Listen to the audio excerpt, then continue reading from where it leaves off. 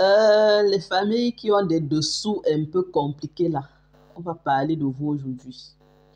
Aujourd'hui, on va aborder la thématique sur l'inceste dans les familles. Oui, parce qu'il faut qu'on en parle, c'est déjà trop. Vous savez que quand je prends la caméra là, j'allume et je commence à parler, c'est parce qu'il y a une dénonciation à ce propos. Mais avant d'entrer dans le vif du sujet, il faut qu'on sache d'abord même c'est quoi l'inceste.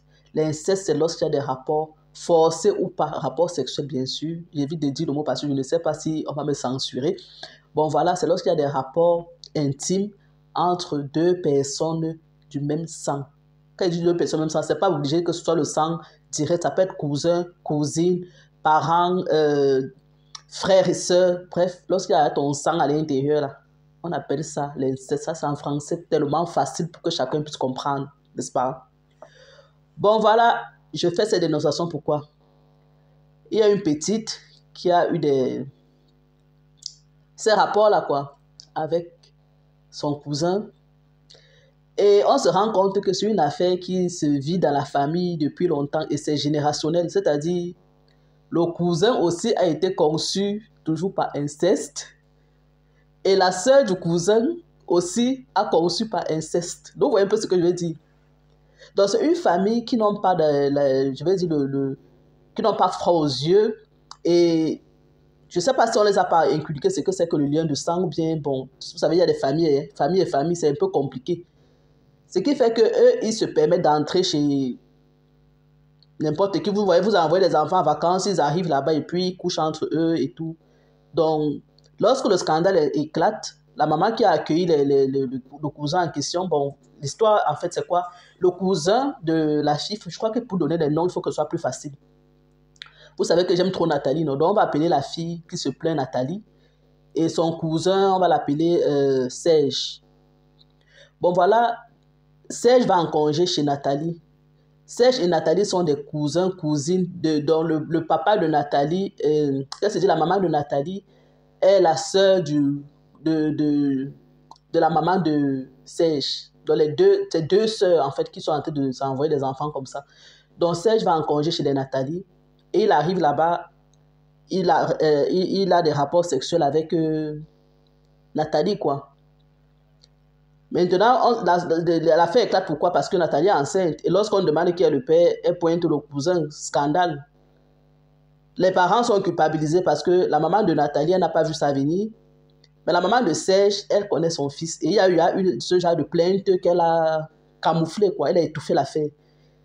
Et c'est pour ça qu'il faut qu'on en parle aujourd'hui parce que il n'y a pas que le frère, il n'y a pas que Serge qui peut faire ce genre de choses. L'inceste, c'est quelque chose qui se passe de plus en plus parce que c'est devenu quelque chose. J'ai l'impression qu'on a, comment il peut dire ça, on a normalisé la chose. Donc, on n'a plus peur. C'est-à-dire, on va dire, ah, on va gronder, c'est fini. Parce qu'une maman qui connaît que son enfant a des rapports sexuels avec ses cousins, ses cousines, et elle ne le dénonce pas ça. Si elle couvre ça, ça veut dire que même dans la maison des Serge, sûrement, il y a cet inceste-là. Parce que d'après l'histoire, quand on dit que même le papa le papa de la maman de Serge avait des rapports sexuels avec elle. C'est pour ça que peut-être elle camoufle. Elle a vu son cas, elle, la maman, on a camouflé. C'est-à-dire qu'à la période où elle avait eu l'inceste avec son papa, on avait fermé l'affaire. Donc elle s'est dit, c'est normal. Peut-être en famille, ce sont des choses qui se passent. Vous voyez comment quelque chose qui est traumatisant, on arrive à te faire accepter, c'est te faire croire que c'est la norme des choses. Ce qui fait qu'elle aussi, elle a ses enfants sont des incestes entre eux. Pour elle, elle ne se gêne pas parce que comme sa part, on avait normalisé, on avait camouflé. Bon, c'est comme ça que les choses doivent se passer. Elle ne sait pas que l'enfant va maintenant sortir et aller faire ça à l'extérieur. Donc, l'enfant sort, il part chez ses cousines, il commet l'irréparable, comme vous entendez là. Donc, je fais cette vidéo pourquoi? Parce que je vais interpeller, n'est-ce pas, les parents sur ce genre de signes. Je vais vous partager les signes. Parce que moi, je n'aime pas parler seulement pour parler. J'aime parler et je donne ma part d'astuces et mes visions, ce que je vois à travers ce genre de choses. L'astuce, c'est quoi? Quand vous recevez quelqu'un chez vous, évitez toute proximité avec vos enfants. C'est vrai que les cousins, cousines vont jouer ensemble. Mais si tu es proche de tes enfants et que tu leur as appris dès la base que telle partie, on ne touche pas, tel endroit, on ne fait pas ceci, ça là, comme ça, là, ça ne se fait pas en famille. On a tellement de tabous, c'est-à-dire surtout nous les Africains, on a tellement de tabous, on ne veut pas souvent dire certaines choses, se cachent à nos enfants. Et c'est pour ça qu'ils subissent des choses, ils ne nous disent pas. Peut-être Nathalie, on ne lui a jamais appris que, bon, voilà, ton cousin et toi, ça ne doit pas, vous ne devez pas être amoureux, vous ne devez pas et tout. On ne sait pas comment ça se passe à la tête des enfants. Mais quand les parents sont proches et que dès la base, on dit à l'enfant que je ne veux pas que Même pas seulement le cousin, je ne veux pas qu'avant tel âge, parce que plus l'enfant grandit, elle va comprendre c'est quoi la différence entre les liens de sang et autres. Je vois des familles où les frères et sœurs se lavent ensemble. On va dire qu'ils sont petits. Ils sont petits quoi? Vous croyez qu'ils sont petits quand ils se lavent là, chacun ne regarde pas le kiki de l'autre? Pendant qu'ils sont, vous allez voir 9 ans, 7 ans, ils sont en train de se doucher. Non. Il y a un âge, jusqu'à un certain âge, c'est-à-dire les frères et sœurs ne doivent plus se voir nus. Nous ne sommes pas comme d'autres pays que je ne veux pas citer. Bon, on se comprend quoi. Chez nous, le corps humain, surtout l'appareil reproductif, c'est quelque chose de caché et de sacré. On voit les petits enfants qui courent entre frères et sœurs, les fesses balancent partout, ils sont là partout, ils courent au milieu des gens. Les adultes sont assis, les regardent. Ils ne vous disent pas, allez vous habiller, allez vous couvrir, parce que même ça leur plaît. C'est comme ça qu'ils regardent les enfants, les idées commencent à marcher, les pervers. Ils restent, la tête tourne, la tête tourne. Dès qu'il n'y aura pas un parent dans les parages, c'est comme ça qu'on t'arrête l'enfant, on l'amène dans un coin là-bas. Donc même le parent, même le père de l'enfant, si ta fille, par exemple, à la maison, écoutez bien ce que je suis en train de dire. Si ta fille, par exemple, à la maison, a déjà atteint l'âge de 4 ans, son papa ne doit plus prendre lui donner le bain. Est-ce qu'on s'écoute? Parfois, on est fatigué, on dit au père, va laver les enfants. Il y a un certain âge jusqu'à là où le père peut laver l'enfant. Même la mère, à un certain âge là, elle ne doit plus laver son enfant. Si elle entre dans les toilettes au trou, il faut que soit il y a une personne à côté, soit elle envoie moi, ce que je fais, j'envoie le grand frère, va frotter le dos de ton petit frère. Par exemple. Si son père n'est pas là pour l'aider à frotter le dos, parce qu'il se lave seul. Mais vous savez que parfois la main peut arriver au dos, là, nous-mêmes, ce n'est pas vraiment évident. Donc, par moment, une fois peut-être par semaine, comme ça, là, il faut qu'on frotte bien le dos pour que ce soit, il n'y ait pas de tache, quoi. Donc, je ne peux pas me lever, je dis que je vais entrer dans les toilettes, frotter le dos de mon fils. Il va me dire que, mais maman, qu'est-ce qui se passe? Tout est égaré. Il va me dire, il va chercher à se couvrir. Il faut respecter l'intimité. L'intimité, c'est-à-dire la partie sacrée là de chacun. Je suis arrivée l'année dernière avec mes copines. Vous savez comment nous, les Africains, on est souvent, je ne sais pas si on va dire villageois. On est arrivé quelque part, il y avait le zona. Au moment d'entrer dans le zona, j'ai d'abord une autre copine qui me dit que, blanc, là où on parle, là, c'est les 100 caleçons. Et je dis que, pardon, est-ce que ça nous regarde? Nous, on est là, on sait qu'on vient prendre, on vient se faire du bien, quoi. On vient, comment dire, relaxer. Si il y a les 100 caleçons là-bas, c'est leur problème. Mais je vous dis, assure, mes chéris, on est entré là-bas, on n'a pas tenu même 45 minutes. Quand elle dit 45 minutes, c'est même beaucoup.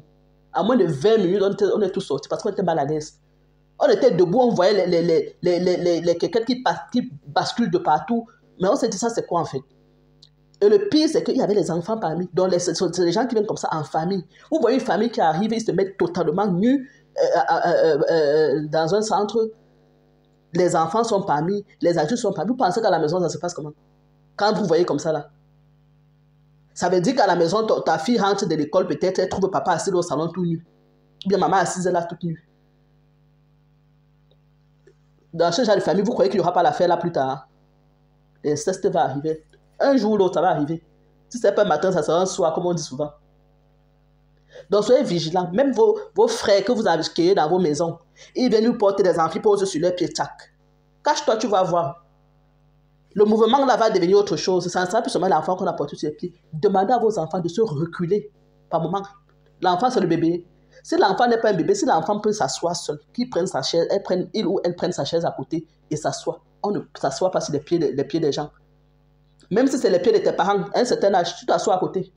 Mon fils vient souvent, maman porte-moi un vieux garçon. Je regarde comme ça, je dis, va là-bas. Les parents me portent, assois-toi là-bas. Tu vois un peu? C'est pas pour dire qu'on ne donne pas l'affection à l'enfant, mais c'est pour éviter ce genre de contexte. C'est-à-dire que même sans arrière-pensée, le fait d'être trop frotté à sa maman ou à son papa, là, les idées peuvent naître. L'excitation, c'est quoi? L'excitation, c'est juste qu'il suffit une caresse, un trou. Tu n'as même pas parfois l'intention, mais tu te retrouves dans le circuit parce que, en fait, on t'a mis dans le mouvement de ça, quoi. Les enfants ne savent pas faire cette différence-là. Donc, soyons très vigilants. Les signes, et je dis aussi parce que ce genre de choses arrivent beaucoup parce qu'il y a la promiscuité dans les maisons. On ne va pas se mentir que c'est vrai. Là où ça arrive et qu'il n'y a pas de promiscuité, ce sont les choses préméditées. Là-bas, tu vas voir je ne veux pas qu'on entre dans le sens des gens qui font les rituels, qui couchent avec leurs filles, qui couchent avec autres. Là. Ça, c'est consciemment, c'est autre chose. C'est-à-dire que là-bas, c'est un autre niveau. Il ne faut même pas qu'on arrive à ce niveau-là, vous voyez. Mais je veux dire, l'inceste entre les enfants, ça vient de quoi? Quand je dis inceste, je ne veux pas trop mettre le parent, parce que si c'est un parent qui commet l'inceste à son enfant, c'est clair qu'il n'y a même pas de débat. Le parent est assez conscient, il sait très bien ce qu'il fait. Vous voyez, ça ne se négocie même pas et puis la sentence est directe. Mais quand c'est 2 enfants, peut-être on va dire 2 enfants de 14 ans, 13 ans qui commettent l'inceste, on ne va pas leur dire qu'on laisse tomber, bien on pardonne, mais je me dis, on leur accorde encore le bénéfice du doute parce qu'ils ne savent pas encore trop vraiment dans quoi même ils sont plongés. Et ça arrive souvent par quoi? Ça arrive par la promiscuité, comme j'ai dit. On va voir peut-être des grands enfants qui partagent les chambres ensemble. On va dire peut-être, oui, 2 par lit, machin. Mais si ce sont 2 personnes du sexe opposé, bête, si c'est petit, là, d'autres vont dormir au salon. On va même laisser nos chambres, on va dire les filles aller dans notre chambre, les garçons et tout. Mais 2 garçons, 2 enfants, filles et garçons qui partagent la même chambre, même si c'est sur des lits différents, s'ils sont dans la même chambre, c'est dangereux. C'est-à-dire qu'aujourd'hui, tu vas dire que non, quand ta soeur veut t'habiller, tu sors. Et quand ton frère s'habille, tu sors. Il y a des jours, ils ne vont pas sortir. Et quand vous constatez dans vos maisons que les gens sont venus en vacances chez vous, et les enfants commencent à s'éclipser la plupart du temps, 2-2, faites attention, ouvrez les yeux. C'est-à-dire, quand je dis les enfants, c'est pas obligé que ce soit, même quand je dis là, je vais un peu généraliser parce que je ne vais pas prendre seulement le cas de la famille. C'est vrai qu'on parle de naissance, mais je dis même quand les amis de vos enfants arrivent chez vous et qu'ils commencent à s'éclipser 2-2, faites attention. Parce que quand quelqu'un arrive chez toi, même génération que ton enfant, ils vont jouer. Ils vont aller peut-être dans la chambre. Et quand je dis là, vous voyez, je parle, je vais me retenir sur certains mots parce que même entre sexe, quand il dit sexe opposé, c'est pas forcément sexe opposé. Hein. Il y a une dame qui s'est plainte là dernièrement parce que sa fille est venue, la fille de son mari, elle a pris la fille de son mari, 14 ans chez elle. Et elle-même, elle a sa fille de 12 ans à la maison. Sa fille de 12 ans entretient des rapports avec sa fille de 14 ans. Sa fille de 12 ans entretient des rapports avec la fille de 14 ans de son mari qui est venue habiter chez eux. Donc vous voyez que ces 2 enfants, on se dit que comme elles sont toutes les 2 les filles, et puis elles partagent la même chambre et tout, elles sont en complicité. La maman n'a pas vu ça venir, mais les filles là, avaient des rapports intimes ensemble. Où est-ce que je vais dire?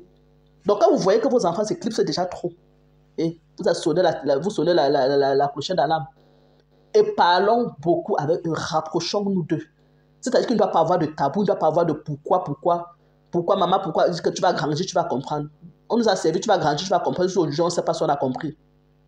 Quand l'enfant te pose une question, c'est parce que c'est la question là qui est dans sa tête, ça trotte là-dedans, il ne voit pas clair. Donc quand tu lui dis que tu vas grandir, tu vas comprendre là. Il va grandir, il va comprendre, il va chercher à comprendre, après il va aller chercher ça dehors. Il va aller dehors dire que bon, on m'a dit grandir là, moi je ne sais pas quand je vais grandir. Tu as une idée, on va lui donner une autre version, il va faire ce qu'on a dit dehors là. Donc tu peux lui dire, même si tu ne lui dis pas avec des mots terre à terre, trouve les moyens de lui dire et de répondre à la question qu'il te pose. Vous voyez un peu ce que je vais dire? Mes chéris, ouvrons les yeux. Le pire va arriver. Il y a une petite fille également, quand je grandissais, leur maison n'était pas très proche, très loin de la nôtre. C'était une amie, on jouait ensemble. Mais son père lui faisait des attouchements, on ne savait pas. Un jour, comme ça, dans les blagues, elle nous dit qu'elle est amoureuse de son papa. On dit, mais comment? C'est vrai que son papa était aussi jeune, déjà de boy, là, que quand il passe, les jeunes filles s'arrêtent un peu pour murmurer. Or, quand vous murmurez, là, elle, ça l'énerve, parce qu'elle sait qu'elle est la copine de son père. Donc, quand vous murmurez que ton père est beau, ton père ceci, elle n'est pas à l'aise. Un jour, elle vous dit que non, mon père, c'est mon mari. Vous dites, comment ça? Vous croyez qu'elle est en train de blaguer, mais elle couchait avec son père. Vous voyez? Ces tantes, dont les sœurs de son père le savaient. Personne ne s'est plaint. La mère n'était pas au courant parce que la mère, c'était une enfant que la maman était venue abandonner chez le papa. Ils avaient des rapports entre eux. Et elle le dit de façon innocente parce qu'elle est énervée, elle ne veut plus que vous regardiez son papa parce que son papa l'appartient à elle. Donc vous savez qu'on a mis quoi dans la tête de cet enfant-là qui est en train de grandir en disant dans sa tête que ça, c'est mon père, c'est mon mari. C'est-à-dire qu'elle est prête à dire même qu'elle veut te donner l'enfant. On va dire après, on va aller faire les rites, on va aller laver au village, on va aller faire quoi là? Ça va changer quoi? Quand vous avez déjà mis ça dans la tête, vous n'avez pas encore vu les enfants, que vous avez fait les rites, vous dites qu'ils ne veulent pas les rites. Que nous on est amoureux, laissez-nous. D'autres filles qui sont amoureuses de leur papa jusqu'à mettre les bâtons dans les roues à leur maman dans la maison. C'est nouveau.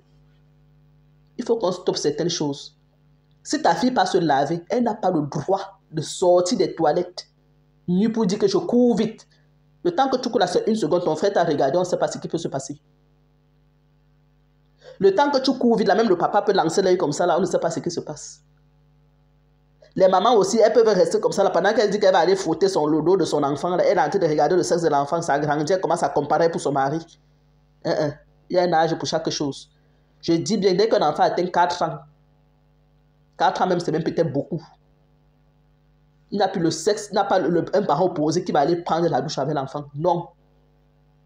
Il n'a pas que, pardon, chérie, je suis fatiguée, tu peux m'aider à laver la petite là. Non. Si tu es fatigué, tu attends quand tu ne seras pas fatigué, tu vas aller laver l'enfant, ça ne fuit pas. Ou bien tu donnes ce que tu es en train de faire, la corvée que tu es en train de faire, tu donnes ça peut-être à l'homme, tu peux laver tes filles. Si c'est l'homme, il te donne, il peut laver ses fils. Est-ce qu'on s'écoute? Pour ceux qui ne me connaissent pas, peut-être il y en a qui me découvrent aujourd'hui là. Tu t'abonnes, tu likes, tu partages la vidéo parce qu'ici on parle de toutes les thématiques en rapport avec la parentalité. Moi c'est Blandine, j'ai oublié de... Normalement je dois me présenter au début. Mais comme le sujet était trop chaud dans mon cœur là, vous voyez, c'est m'en sorti comme ça. Donc ici on partage tout ce qui concerne les parents, les enfants, les astuces même, santé, grossesse, accouchement, vie de famille, vie financière, on parle de tout. Lorsque ça touche déjà la vie familiale, on est dedans. N'est-ce pas? Donc, ce sont des choses qui te parlent, ma chérie, comme je t'ai dit, abonne-toi. Laisse-moi surtout un commentaire par rapport à ce sujet. Peut-être tu as connu ce genre de cas d'inceste. Comment tu trouves qu'il faut faire pour éviter ce genre de trucs? Ce que je donne là, je n'ai pas tout cité. Il y en a plusieurs. Vous allez compléter, n'est-ce pas, la liste en commentaire, mes amis. Donc, c'est un peu ça ce que je voulais partager avec vous aujourd'hui. Ouvrez les yeux, faites très attention et rapprochez-vous beaucoup, beaucoup, beaucoup de vos enfants. Il n'y a pas de tabou en famille. Donc, c'est ça. Alors, je vais vous dire à la prochaine et ciao, ciao. Oui.